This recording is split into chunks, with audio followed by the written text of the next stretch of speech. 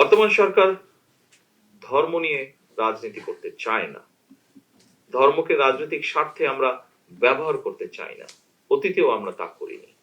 আমরা জানি পৃথিবীতে অনেকগুলো ধর্ম আছে। প্রতি ধর্মেরই অসংখ্য অনুসারীও রয়েছেন। প্রতিটি ধর্মই মানুষকে কল্যাণের দিকে আহ্বান করে। প্রতিটি ধর্মেরই কিছু বিধিবদ্ধ নিয়ম নীতি রয়েছে। বৌদ্ধ ধর্মাবলম্বীদের প্রধান ধর্মগুরু মহামতি গৌতম বুদ্ধ তার অনুসারীদের জন্য পঞ্চশীল নীতি দিয়েছিলেন।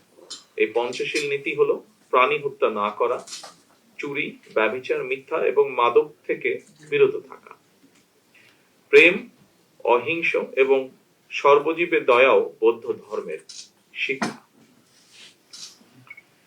যেই কয়েকটি জিনিস এখানে অনুসরণের কথা বলা হয়েছে, এই নির্দেশনা প্রতিটি মানুষের জন্যই অত্যন্ত গুরুত্বপূর্ণ।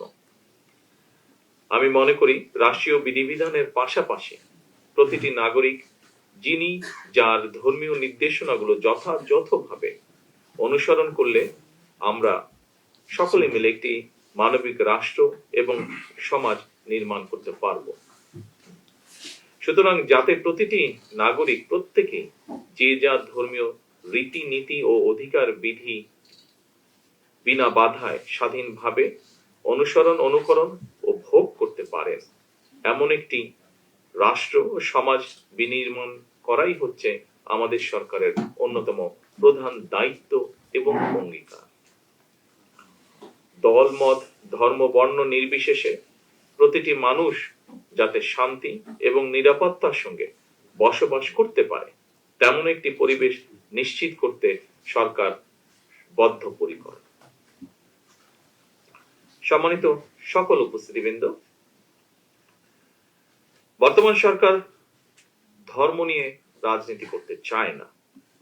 ধর্মকে রাজনৈতিক স্বার্থে আমরা ব্যবহার করতে চাই না। অতীতেও আমরা তা করিনি। আমাদের সরকারের দৃষ্টিভঙ্গি হচ্ছে, যা একটু আগে স্বরাষ্ট্রমন্ত্রীও বলেছেন, আমিও যোগ দিয়ে আবারও একই কথা বলতে চাই, ধর্ম যার যার, নিরাপত্তা পাবার অধিকার সবার। ধর্ম বর্ণ নির্বিশেষে বাঙালি অবাঙালি, বিশ্বাসী অবিশ্বাসী সবাই সকল ক্ষেত্রে সমানভাবে ভোগ করবে, অধিকার ভোগ করবে, এটাই বর্তমান সরকারের নীতি।